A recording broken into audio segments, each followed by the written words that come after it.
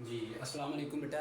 आज की इस वीडियो के अंदर हम लोग मोस्ट 10 इम्पॉर्टेंट क्वेश्चन देखेंगे जो अभी आज हमारा फेडरल बोर्ड का पेपर है फ़िज़िक्स का एसएससी 1 का। तो इसमें जो 10 टॉपिक्स आपको बता रहा हूँ इसको अच्छे तरीके से आप प्रिपेयर करेंगे तो इंशाल्लाह ताला इन्हीं में से आपका लॉन्ग पोर्शन जो है वो अटैम्प्ट हो जाएगा। तो सबसे पहले चलते हैं, मैंने जो 10 मोस्ट इंपॉर्टेंट क्वेश्चन देखे हैं उनको ज़रा डिस्कस कर लेते हैं। मैंने इनके आपके आसानी के लिए 7 पेज नंबर भी लिख दिए हैं बुक के, जो हमारी नेशनल बुक फाउंडेशन की बुक है उसके पेजेस मैंने मेंशन कर दिए हैं।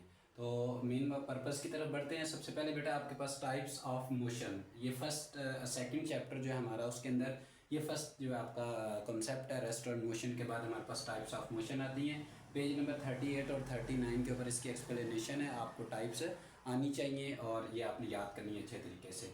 ये आपका लॉन्ग क्वेश्चन के अंदर पेपर आ सकता है। इसके बाद डिस्टेंस एंड स्पीड डायग्राम, ये दूसरे चैप्टर का लास्ट टॉपिक जो है आप लोगों ने पढ़ा है फिजिक्स के अंदर नेशनल बुक फाउंडेशन की बुक का, उसके अंदर से ये टॉपिक है distance and speed time graph. ये ग्राफ आपके पेपर के अंदर लॉन्ग क्वेश्चन के पोर्शन में आ सकता है। उसके बाद बेटा define Newton second law, Newton का सेकंड लॉ थर्ड चैप्टर के अंदर है और इसकी डेरिवेशन भी है। ठीक है, ये डेरिवेशन और इसकी जो डेफिनेशन है बुक के अंदर गिवन है, आपने उसको अच्छे तरीके से तैयार करना है। ये मोस्टली पेपर के अंदर आ जाती है और इसके आने के चांसेस है। इसके बाद अगर बात की जाए चैप्टर नंबर 4 की, तो चैप्टर नंबर 4 के अंदर टाइप्स ऑफ इक्विलिब्रियम है एंड टाइप्स ऑफ स्टेबिलिटी है।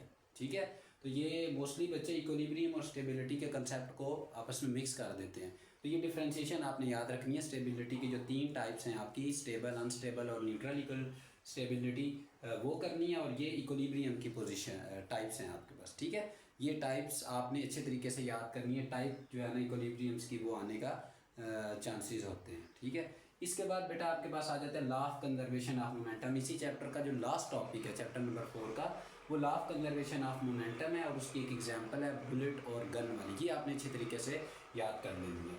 इसके बाद लिक्विड इंप्रेशन रो जी एच, जिसमें हम न्यूटन का सेकंड लॉ लगा के और वॉल्यूम वगैरह की वैल्यू पुट करके इसको सिंप्लीफाई करते हैं, तो हमारे पास रो जी एच जो है ना वो प्रेशर इन लिक्विड है, फाइंड आउट करते हैं। और इसको यूज़ किया जाता है अगर कोई भी हमारे पास ऑब्जेक्ट है जो वाटर के अंदर हमारे पास थोड़ा किसी गहराई के अंदर चला गया तो उसके ऊपर कितना प्रेशर इंसर्ट हो रहा है वो चीज़ चेक करने के लिए हम लोग ये फार्मूला जो वो ड्राइव करते हैं। तो इसको आपने अच्छे तरीके से तैयार करना है। इसके बाद हाइड्रोलिक प्रेस है बेटा और पास्कल प्रिंसिपल। ठीक है, ये 5th चैप्टर के अंदर है आपका, पेज नंबर 131, सॉरी ये पेजेस मैंने लिख दिए हैं।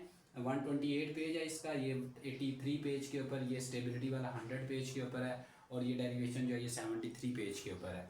इसके बाद हाइड्रोलिक प्रेस और प्रिंसिपल ऑफ पास्कल प्रिंसिपल, ये आपने अच्छे तरीके से याद करना है। फिर काइनेटिक एनर्जी के E is equals to half m v square, इसका प्रूफ आपकी बुक के अंदर गिवन है पेज नंबर 143 के ऊपर। तो इसको आपने अच्छे तरीके से जो है वो याद करना है। इसके बाद 9th क्वेश्चन जो मोस्ट इंपॉर्टेंट है, difference between, this is the most important question, manometer and barometer में क्या डिफरेंस है और उसकी एप्लीकेशंस क्या हैं। ठीक है, तो ये आपने अच्छे तरीके से याद करना है। ये भी पेज नंबर 131 के ऊपर 131 के ऊपर डिफरेंस है मोनोमीटर और बैरोमीटर का, और 130 पेज के ऊपर इसकी एप्लीकेशंस लिखी हुई हैं। इसके बाद बेटा चैप्टर नंबर जो आपका लास्ट है 10, इसमें परमानेंट और इलेक्ट्रोमैग्नेटिक जो है, इसका मैग्नेट जो है वो इसका डिफरेंस पेपर में आएगा या सोलेनाइड आपसे पूछा जा सके। सोलेनाइड बहुत अच्छे से आपने पढ़ा होगा, सेकंड लास्ट चैप्टर के अंदर है, जिसमें हम जो है रैपिंग करते हैं किसी भी आयरन के ऊपर, तो उससे रिलेटेड ये टॉपिक है। ये आपने अच्छे तरीके से इसको तैयार करना है। इन 10 क्वेश्चन में से इंशाल्लाह ताला आप देखेंगे आपके लॉन्ग क्वेश्चन कन्फर्म जो है वो कवर हो जाएंगे। अब तक के लिए इतना ही, अपना ख्याल रखिएगा और मेहनत करें। अल्लाह हाफिज़।